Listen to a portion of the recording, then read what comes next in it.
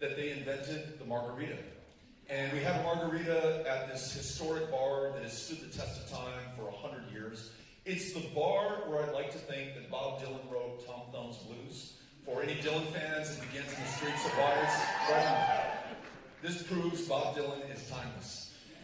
It's where perhaps Johnny Cash bought the drugs for which he was busted in El Paso when he crossed back over. You got a Johnny Cash fan in the back. But it's just part of our community. There are 3 million of us in Ciudad Juarez, Chihuahua, Mexico, in El Paso, Texas, USA, who are joined, not separated, by the Rio Grande River to form one community, far greater than the sum of the people or the parts involved. In fact, the largest binational community anywhere in the Western Hemisphere. And it's absolutely beautiful, and I wanted Amy to see that. After we had our drink at the Kentucky Club, we walked down Avenida Juarez, went to this customs house, which was a major scene in the Battle of Juarez during the Mexican Revolution.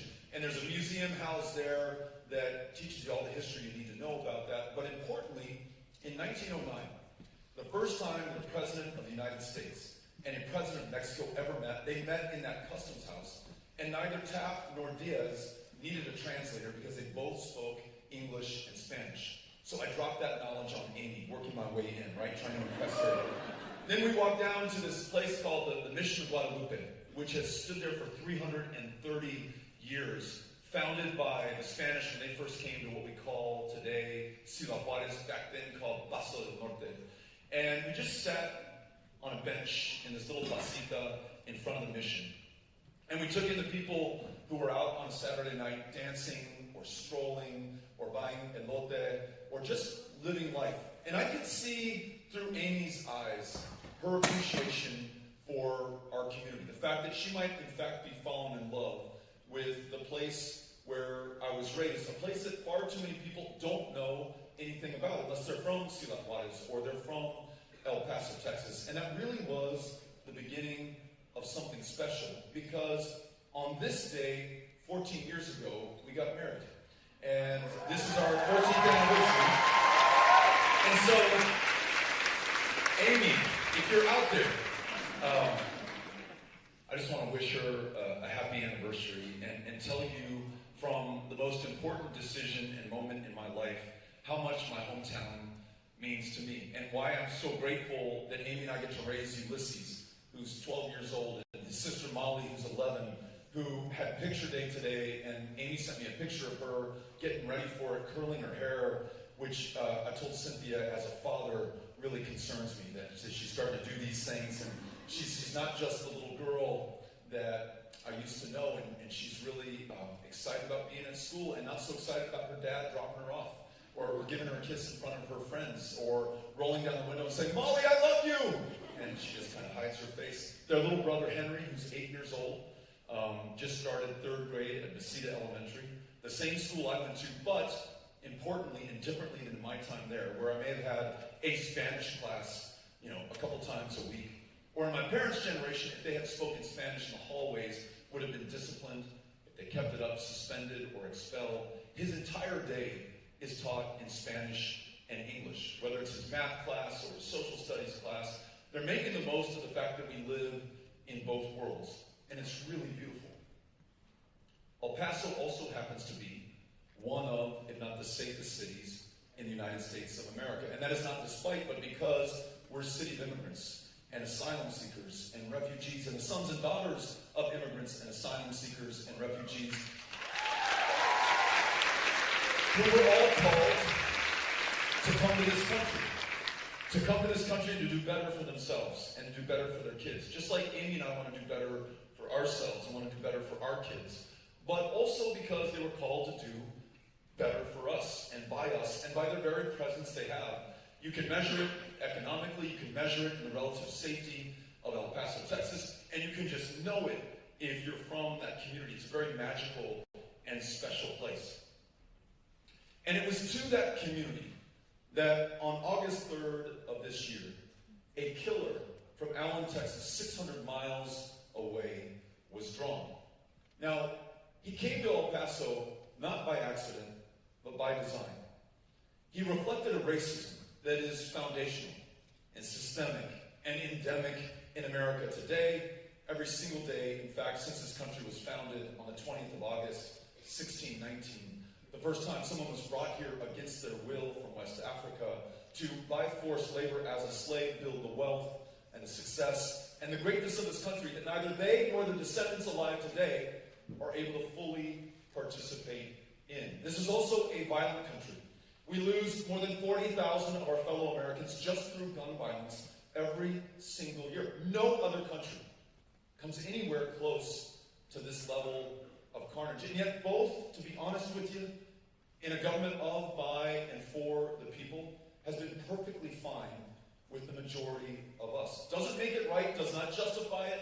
I'm not saying it is okay, it's just what we've accepted and permitted to happen, because nothing fundamentally has changed about that in a very long time. But for the first time in my life, and I think in yours, you have a president who not only does not try to confront this or stop it or change it or build that more perfect union, but welcomes that racism and that violence out into the open. It is the president who described Mexican immigrants who live in El Paso, Texas, who live in Columbus, Ohio, who live throughout this country as rapists and criminals, though they commit crimes at a far lower rate than those who were born here in this country. He described asylum seekers who show up at our border as vulnerable and desperate and defenseless as a human being can be. If they are lucky, they've shown up with their parents.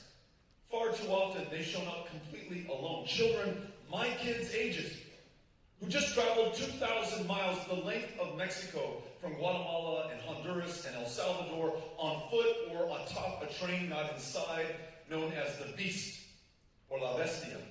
And how did this country of immigrants and asylum seekers and refugees welcome them? We put them in cages.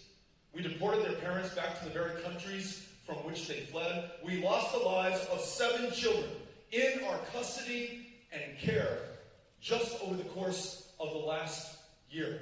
Explain that one to yourself, to your conscience, to your kids. How the wealthiest, the most powerful country on the face of the planet treats the most vulnerable. And it is not by accident when you describe people as an infestation, animals, predators. That's how the president has described these asylum seekers who come to this country. You give those on the border permission to cage them, to kill them effectively, to treat them as something less than human. When the president of the United States says that there's something wrong with Muslims, he says they're so inherently dangerous or defective or disqualifying that we're going to ban all Muslim travel to the United States of America. He promised to do that as a candidate. And in January of 2017, he attempted to do it as president by executive order. Within 24 hours, the mosque in Victoria, Texas, in my home state, was burned to the ground. He's asked 4 women in Congress, all women of color, duly elected by their constituents, to go back to their home country. He's called Klansmen and Nazis and white supremacists very fine people. The point I'm trying to make here is that does not just offend our sensibilities, but it fundamentally changes who we are as a country. Hate crimes are on the rise, every single one of the last 3 years. The director of the FBI, appointed by President Trump himself, says the majority of domestic terror crimes that they're investigating, the majority of domestic terrorist organizations and terrorists that they're investigating in the U.S., white supremacists. And it was a white supremacist with an AK-47, a weapon designed, engineered, and sold to the militaries of the world for war, to kill people as effectively, as efficiently, in as great a number as possible on a battlefield.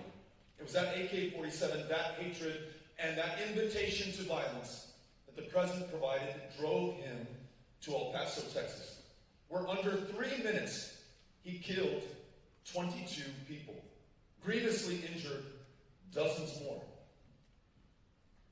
I've had some conversations about the Second Amendment in the last couple of months. And there are some who say, look, that Second Amendment, written at the end of the 18th century, guarantees me my right to own an AR-15 or an AK-47. The thing that you should remember, the context that we need to provide, is that at the end of the 18th century, it took you 3 minutes to reload your musket. 3 minutes!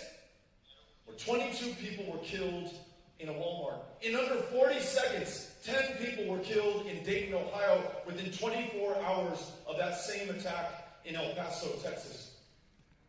Those instruments of terror, which terrorize and terrify our fellow Americans, take it from the people of El Paso, so many who say that they feel like they're walking around with a target on their back because that killer told police afterwards, "I came to kill Mexicans." Posted a manifesto online ahead of time saying that I'm going to repel this invasion that the president has warned me about. I will not be replaced by people who are not white in the state of Texas, in the country of America. We have to see this clearly for what it is. We have to speak honestly to one another. We have to act decisively, even if it is politically difficult. So yes, universal background checks, red flag laws, and the sale of weapons of war. But even more important, y además, we have to buy back every single AK-47 and AR-15 that is out there.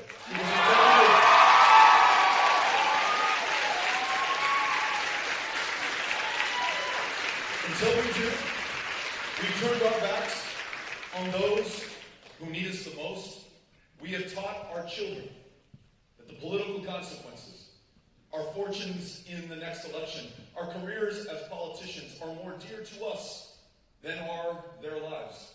And as a father of those 3 kids in El Paso, Texas, I cannot look them in the eye. I cannot look at myself in the mirror. I cannot face their judgment unless I've done the right thing while there is still time to do the right thing. For those living in fear, not fake fear promoted by the president, fear of Muslims, fear of those who do not pray like or look like or love like the majority, we must be fearless. Fearless for those who live in real fear of gun violence every single day in their schools. Fearless for those who feel like they're hunted down at this moment. Fearless for those who live in real fear that their children, African American, if stopped by law enforcement, may not survive the encounter. Fearless for those who understand we have more people behind bars in this country than does any other country on the face of the planet. And that prison population is disproportionately comprised of people of color. Far too many there for possession of marijuana, a substance that is legal in more than half the states in this country, and yet in some places you can be arrested for having possession of it. More likely than not, you will be stopped and frisked and arrested if you don't look like me, but instead are black. White Americans, black Americans use marijuana at the same rate, but only black Americans are bearing the brunt of a war on drugs that has become a war on people. So to see that clearly, to speak honestly, and to act decisively by ending the federal prohibition of marijuana, expunging the arrest records for anyone who has served time for marijuana possession,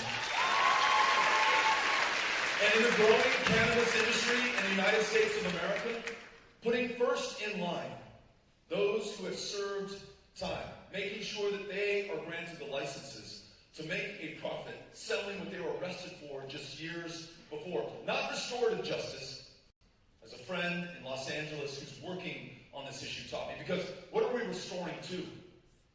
When has the criminal justice code ever been equal or just for everyone in this country? It has to be transformative justice for the people in this country. So ending that war on drugs, ending for-profit prisons in America, ending cash bail in the United States of America, making sure that we invest in people in that pre-kindergarten classroom and don't wait until we have to spend $80,000 to lock them up in prison, investing in people and communities and education and their well-being. What if we decided that was going to be a priority for America?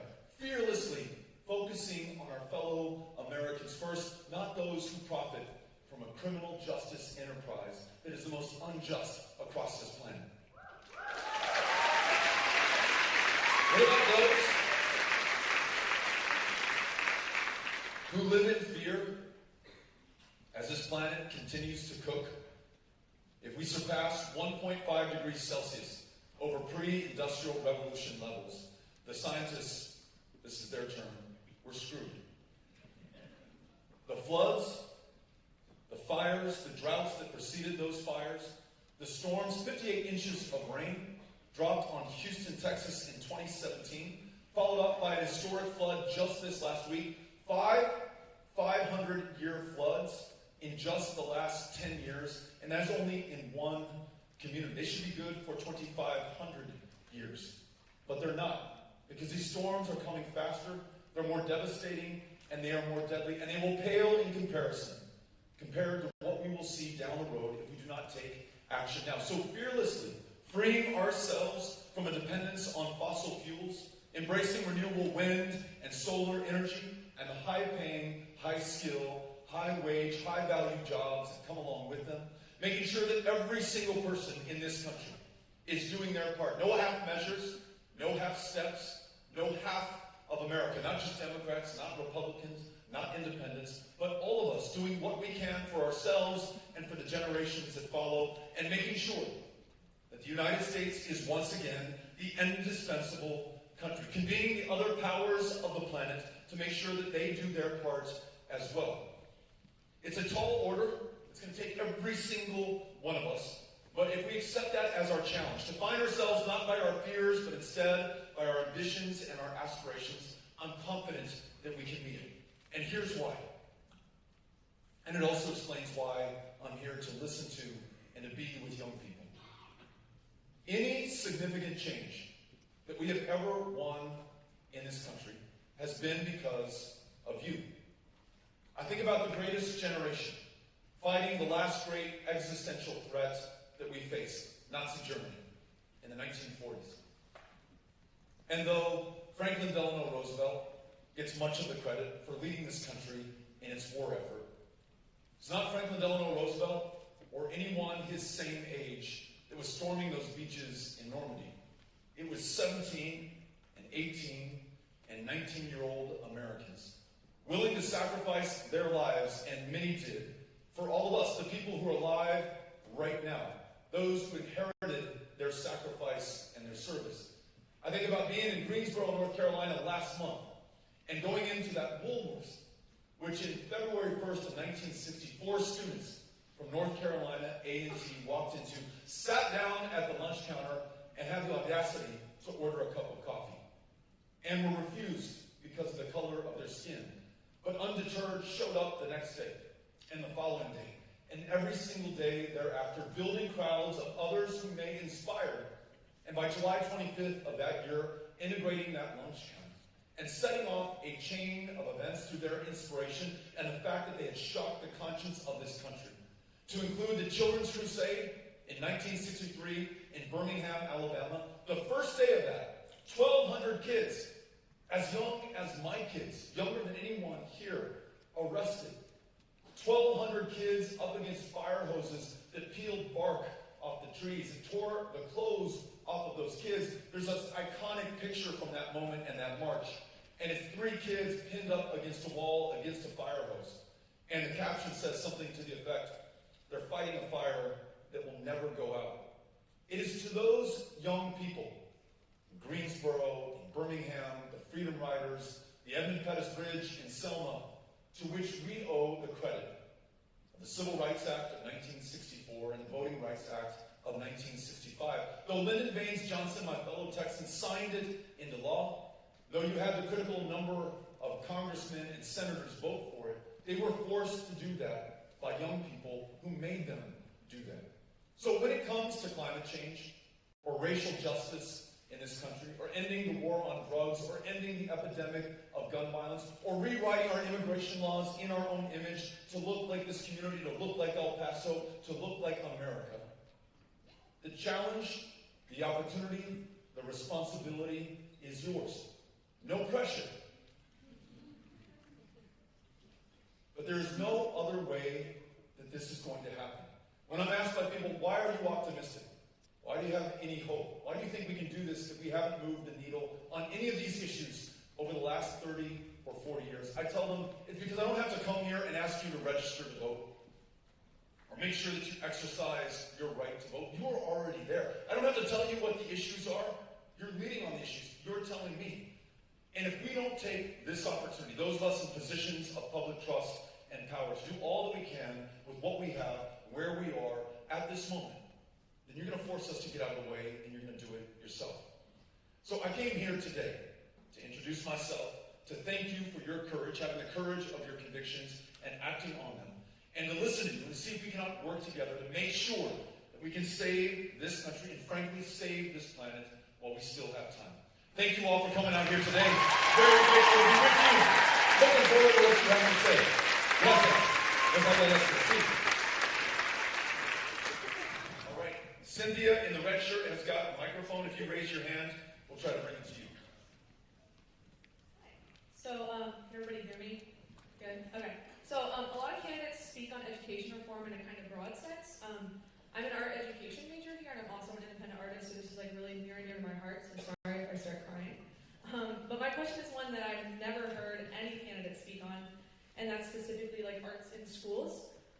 Oftentimes, the increased funding, such as the one in your plans, don't go to arts and music programs, and students are losing the opportunity to be creative in their own schools, and this is sadly, the schools are some of the only times these students get exposed to arts. So art and music are often the first things to be cut out of budgets. I'm sure many of us have experienced it in our schools. And I want to know, what are your plans in office to put that funding back into the arts proportionally? Thank you.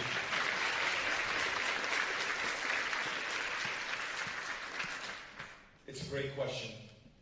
I feel a personal connection to it. I think about playing music in a punk rock band when I was a teenager, touring the country, writing our own songs, putting out our own records, being part of a community. Kind of feels like being at this, listening to each other's stories.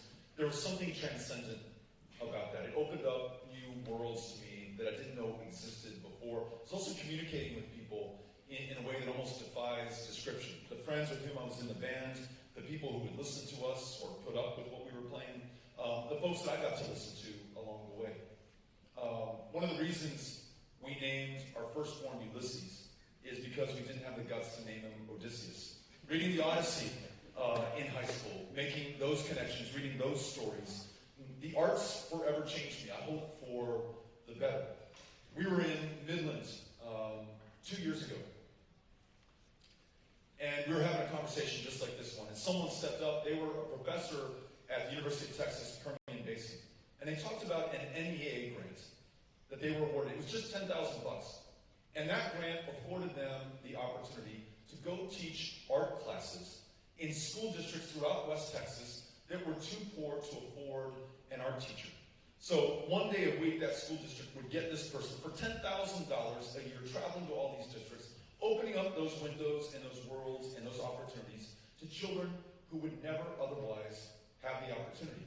And that $10,000 grant for the larger program that it was a part of was slated to be canceled out by this president. Penny wise, pound foolish. Who knows what those kids are going to create once they've had that exposure to the arts, or a world-class teacher who is connecting them to themselves and to the rest of us. So I promise you, full and robust funding for the arts, for the NEA grants that make teaching that possible, and then funding it in our public schools as a matter of course, so every child can look forward to it. So thank you so much. Appreciate it. Behind you by the stage, a little bit. Here we go. Here. Hi. As an advocate for gun reform, how do you plan on circumventing or curtailing gun sales through the black market? Really good question. So, some thoughts. Universal background checks, where every single loophole that we currently have today is closed. So, the boyfriend loophole, so-called, because if you do not have a legal relationship with the person who has been abusing you, it's not material evidence for the background check performed by the government. Close the Charleston loophole, which means right now, if we do not perform that background check within a certain period of time for whatever reason, the gun is yours, no questions asked. The gun show loophole. I was at a gun show in Conway, Arkansas, talking about this issue. Conway, Arkansas? There you go. Yeah, close enough.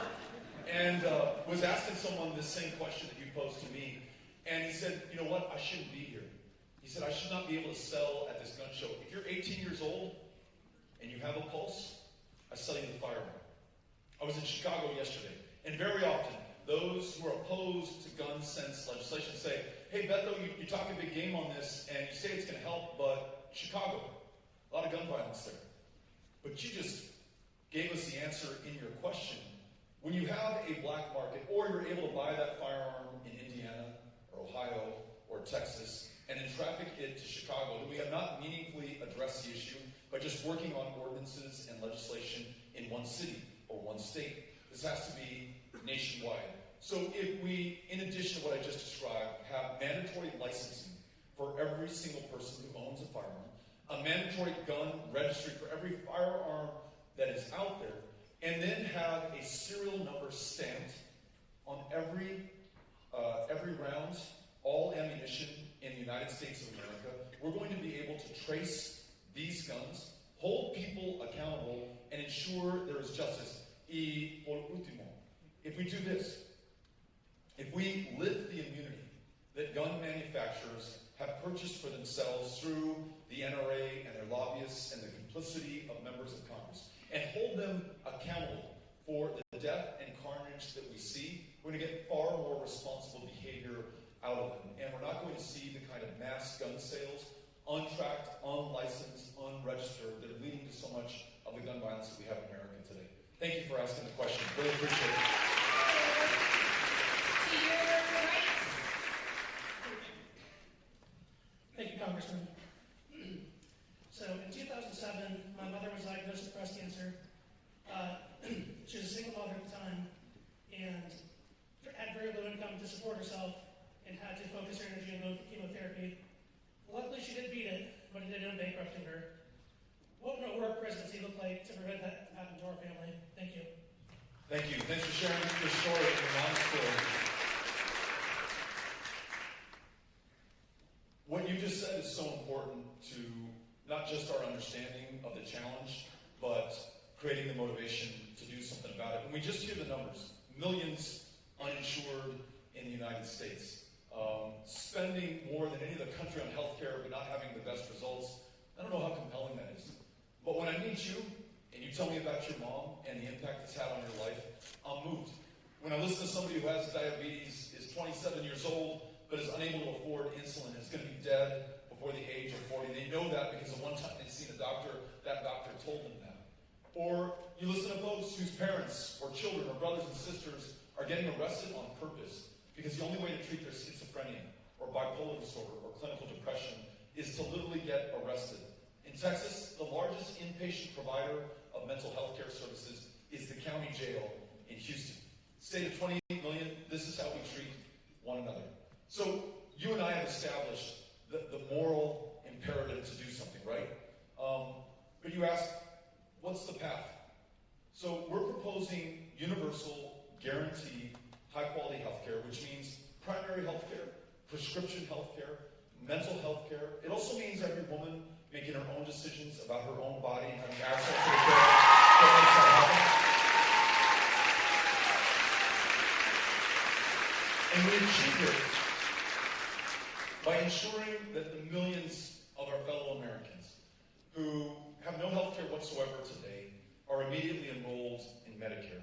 Those, perhaps like your mom was, who are insufficiently insured, literally cannot afford the premiums or the co-pays. They cannot bridge that deductible. Many are being bankrupted in the process. They can elect to move into Medicare. Those who have health care plans that they like, that work for them and their families. I was just with striking UAW members outside of Cincinnati earlier today. Many of them have fought for health care plans that they like, don't want to give them up. In many cases, they fought for plans in lieu of a pay increase or other earned benefits. We're going to respect the decision they made, and they're going to be able to keep that. In that way, we ensure that no longer, going forward, are other Americans going to experience what your mother and your family experienced. That folks can focus on being well enough to be able to live to their full potential, finish their education, raise their kids, start their punk rock band, do whatever they were supposed to do in their time on the planet, not as a function of luck, but as a matter of right. That's what we're going to do together as a country. Thanks for asking the question. Appreciate it. Hello, thank you for being here. You just spoke to allowing people to make decisions about their own bodies, but here in Ohio, we've seen 22 attacks on reproductive health since 2011, and I would like to know specifically what you're going to do to end the Hyde Amendment and ensure access to abortion in all 50 states. Thanks for asking the question. First thing that I want to do is bring as many people into this conversation as possible. And use your state, Ohio, or my state as Texas, as a cautionary tale. As Texas, through trap laws, has closed down more than a quarter of our family planning clinics, not only have we made it hard, and in some cases impossible, for a woman to get a safe, legal abortion, we've also made it hard, and in some cases impossible, to get a cervical cancer screening, or family planning help, or to see a provider at all in the most uninsured state in the country, in our case, in Texas. And it is not unconnected to a maternal mortality crisis that is 3 times as deadly for women of color. It is not unconnected to an infant mortality crisis in the United States of America. The discrepancy between infant mortality in white America and black America is greater today in 2019 than it was in 1850, 15 years before the abolition of slavery. So this is healthcare. When I think about Planned Parenthood, I think about healthcare and the life of the women in our lives, the lives of our families, and the well-being of America. So how do we guarantee this for our fellow Americans? Obviously, all of us, I think, support ensuring that any nominee to the Supreme Court or any federal bench understands that the 1973 decision, Roe versus Wade, is the settled law of the land. In addition, we need to make sure that that is complemented by legislation passed by Congress, set in statute, so that there is absolutely no question out there. And then, in addition, from the executive branch, our Department of Justice, our Attorney General, needs to be in every single courtroom in this country, in every state, especially in Ohio, in Georgia, and Texas, and those states that try to curtail that legal right, that human right for women and people to make their own decisions about their own body. Vigorously defend that and make sure that we win in every single instance. And then 2 more important things. 1, let us ratify the Equal Rights Amendment so that it's settled in the Constitution. That everyone in this country is treated the same, regardless of gender.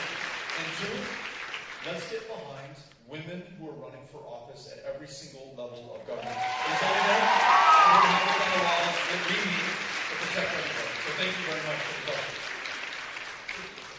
Hi, my name is Jordan.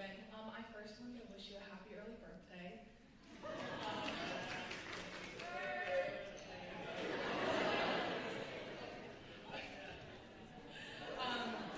That was pitiful. That was terrible. Thank you. I wanted to know, is there a question you wish you could answer, but no one has asked you about? If so, what is that question and what would be your answer?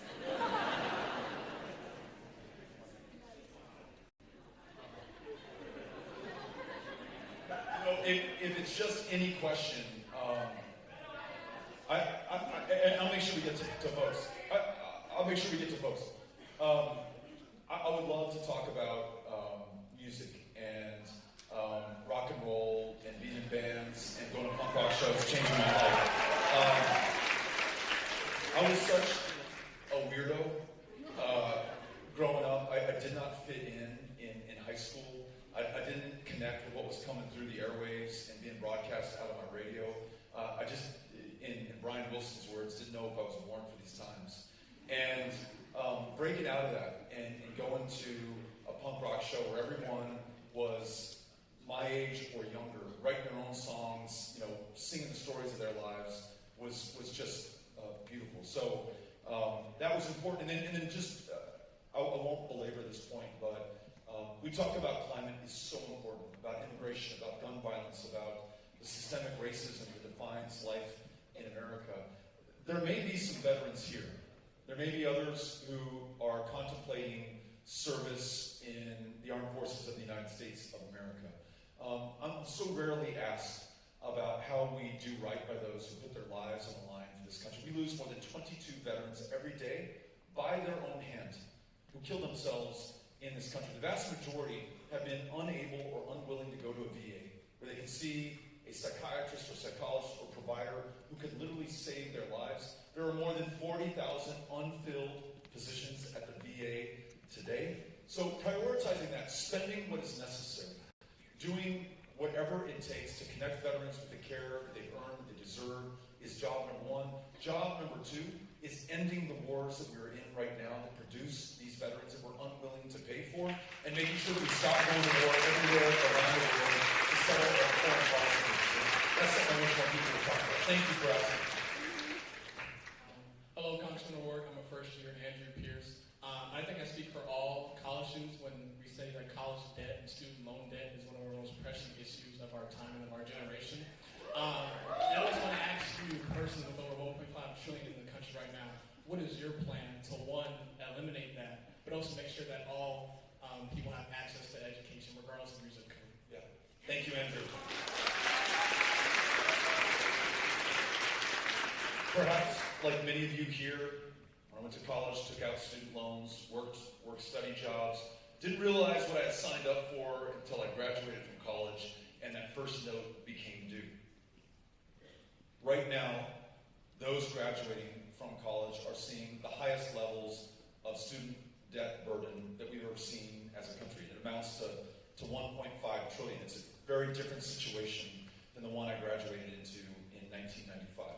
So at a minimum, we must refinance all existing debt at the lowest possible interest rates.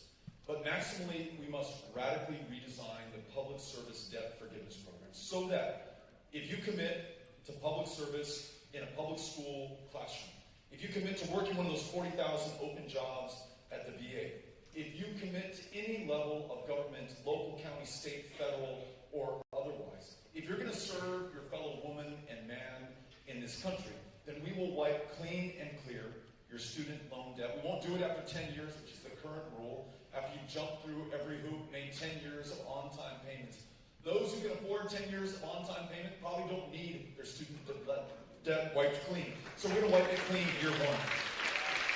And then in addition, we're going to make sure that we don't accrue more of this. So first 2 years towards a bachelor's here or an associate's degree at a community college is free. 4 years is debt-free for lower income and middle income students, and that is not just tuition. Most plans just talk about tuition, but most of your costs are not just tuition. It is room and board and books and the full cost and the full ride to be able to get an education. Thanks for asking. Beto, behind you, right here. There we go. Hello, my name is Amania Page, and as an African American woman, I appreciate you recognizing the disproportionate rate in which African Americans are incarcerated. So I have a question about what you plan to do, if elected, to reform the criminal justice system, specifically in regards to the cash bail system and the privatization quota that needs to be met for prisons. Yeah. Thanks for asking the question. So we will end for-profit prisons in the United States of America. We'll also end for-profit immigration detention centers in the United States of America.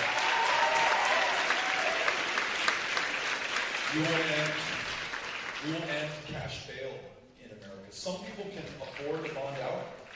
Others languish in jail, not for hours or days or weeks or even months, some years before they are tried and convicted or exonerated and set free. So some people, based on income, are too poor to receive justice in this country. And the only way to end that is to end a cash bail system, end the mandatory minimums, end the 3 strikes, and you're out.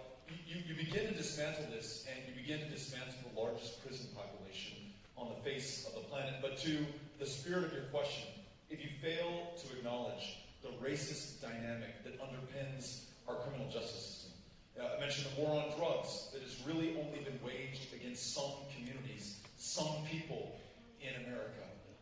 But we talk about a school-to-prison pipeline. I used to think that began in high school, but what the hell do I know about that as a white guy growing up in America?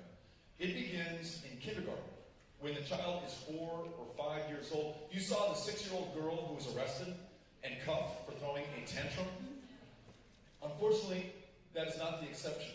In Texas, you are 5 times as likely to be suspended or expelled for the same infraction as a white child in front of the same teacher in the same school in a kindergarten classroom. So the racism that we have today that is foundational to our country is expressed through that criminal justice system, through our healthcare system. You mentioned the infant mortality and maternal mortality crisis in America, through our economy, where there's 10 times the wealth in white America than there is in Black America? Through our education system. $23 billion is the gap between white majority public school districts and minority majority public school districts in this country. There is a segregation in public education that is worse today, in 2019, in some places than it was in 1954 on the eve of Brown versus Board of Education. So, getting to this holistically, one of the best proposals that I've seen made so far is from my home state Congresswoman Sheila Jackson Lee, who has proposed a reparations commission that ensures that we tell the full story of America by including everyone's story in the telling of America. I've been reminded by some that after the Holocaust, everyday Germans were forced to go to concentration camps to see what was being done in their names. They could never deny their history. In South Africa, after apartheid, you had a Truth and Reconciliation Commission. In Rwanda, after the genocide there, Hutus and Tutsis were forced to come together and understand their story. Never in this country, after the end of slavery and the continuation of slavery legally through Jim Crow and segregation and suppression, and so much of the divide that I described today, have we had that conversation in this country. So let's begin that conversation. I'll sign that reparations bill into law. Thank you for asking. Appreciate it. Hey there. Thank you, Congressman. Yeah, we hear you. My name is Thomas. I'm a senior. Before I came to Ohio State, I spent 10 years in the United States Navy.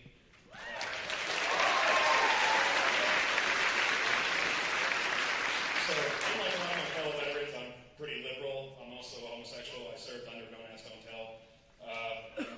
Basically, as a homosexual, I do feel, because I'm a minority, I do feel the need to stay safe and be protected against criminals, white supremacists, and tyranny from the government that we obviously see in President Trump and Vice President Pence. My question for you is, why do you oppose the Second Amendment right to semi-automatic firearms that I want to use to protect myself? Yeah. And how do you plan to take my AR-15 without violating the First, Second, Fourth, and Fifth Amendment? Considering, of course, that bad guys do not follow the law, they won't turn in their guns. That's right. Especially if I do turn in my gun, I'll be less safe, especially against the racist and homophobic white supremacist Nazis that you mentioned. Let me ask you a question, because I genuinely want to understand your point of view. Are you saying that you need an AR-15 or an AK-47 that can do the kind of damage that I described at the outset of this meeting to protect yourself in your home, or to protect yourself from those who would do you harm? Absolutely. And why is it that any other kind of firearm or weapon not made for military use wouldn't work? Because that is my choice. Okay. You're saying the AR-15 is not made for military use? Yeah. So the AR-15, and I take this from other veterans who served in Vietnam, who used the military variant of the AR-15, or I just read from the creator of the AR-15, who said that he designed this for use on a battlefield, was not intended to protect us in our homes or to hunt. That duck would be unedible if we used an AR-15 against it.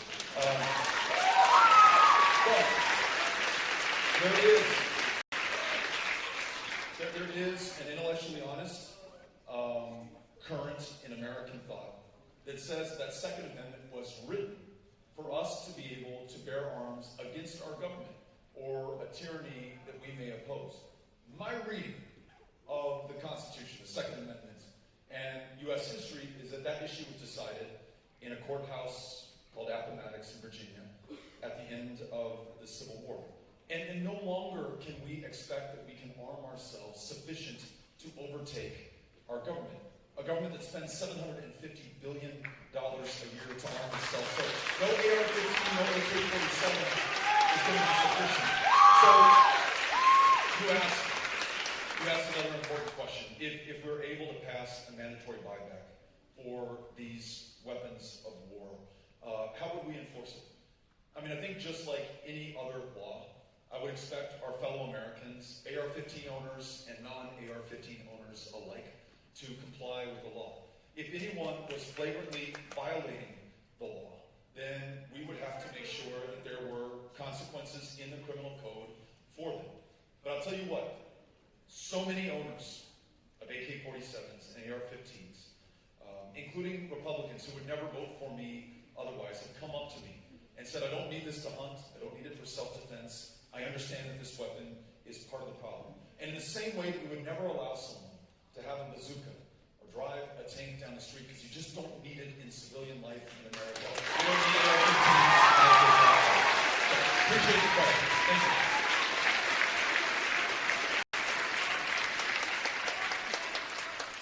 This is going to be our last question. And I'm sorry if I wasn't able to get to you. Beto, I have a question for you. One quick question, that's it.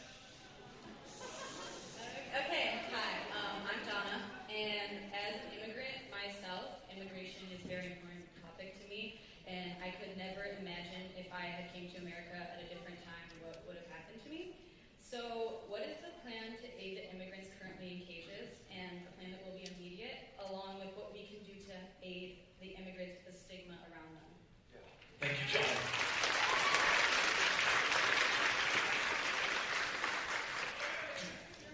Dude,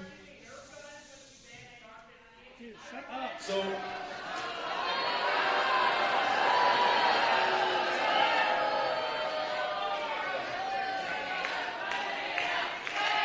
right. Here we go. You got it. It doesn't represent a gun. All right. It's so much safer. He needed to get that out of his system. He provided some therapy. Two questions were asked. What are we going to do about the kids in cages? Children who've been separated from their parents. And then, what are we going to do to change the mentality in this country? How did we ever get to the point where we were doing this? It's really hard for us to understand unless we understand the history, right? If we don't, we're doomed to repeat it. So the first question, under our administration, no child, no person, no family will ever be detained for seeking asylum or refuge or shelter in this country. We're going to do right by them. Make sure we keep them together. We're going to guarantee that we follow our own asylum laws, and that someone who has no other choice but to come to this country is treated with respect and with dignity, and that we understand that when they come to the United States of America, certainly it is going to be better for them, but it will absolutely be better for all of us. The genius that they will reveal over the course of their life will be revealed here in America to our lasting benefit. That is our story for as long as we have had a story, and we turn our back on that to our own peril. We'll make sure that there is a fast legal way to come to this country if you want to work a job, or join your family, or flee persecution, or drought or hunger in your home country, as so many people are trying to do today. We will make sure that the 9 million legal permanent residents, green card holders, have their citizenship application fees waived and are made U.S. citizens as soon as possible. Not only will those dreamers have citizenship here in the United States, but their parents and brothers and sisters and nearly 9 million more working the toughest jobs will be legal here, contributing even more to our shared success. But you asked the question, how do we change the mentality? And though we would like to take some satisfaction in blaming this on Donald Trump, and he is absolutely the worst of this tradition. The only one to cage kids in this way, to lose the lives of 7 children under his care, and to use this hateful rhetoric, which is absolutely connected to that killer coming to El Paso, wanting to kill, quote-unquote, Mexicans and repel the invasion that he's been warned against. I just need to remind everybody that Democrats have been part of the problem as well. Senators from both parties, including senators who were our nominee for the presidency, including one who became a president, voted for the wall in 2006, gave our government permission to begin building the 600 miles of wall that already exists, 600 miles that have produced thousands of deaths as people are forced to flee to ever more remote stretches of the U.S.-Mexico border, not caged, not detained, not deported, but dead. Children, women, men, dead, trying to come into this country. It's Democrats as well as Republicans who have militarized the border. It was a Democratic administration, 1 year alone, deported 400,000 people in this country, broke up hundreds of thousands of families, and maybe the instinct was noble, and the goal was one that we shared, to get to comprehensive immigration reform and to buy some political will by showing that you can be just as tough on those immigrants. But it purchased us absolutely nothing except for their misery. So our proposal is to get off the back foot and to stop apologizing for who we are and being defensive for where we live or where we came from. Everything to be proud of and to celebrate. It's the example, I would say, in El Paso that we can set for the rest of the country. So if immigration is a problem, it is the best fucking problem this country has ever had. That's all I'm going to say. So we'll make sure that we speak with pride and that we act in a way that follows the best traditions of this country. Thank you for asking the question.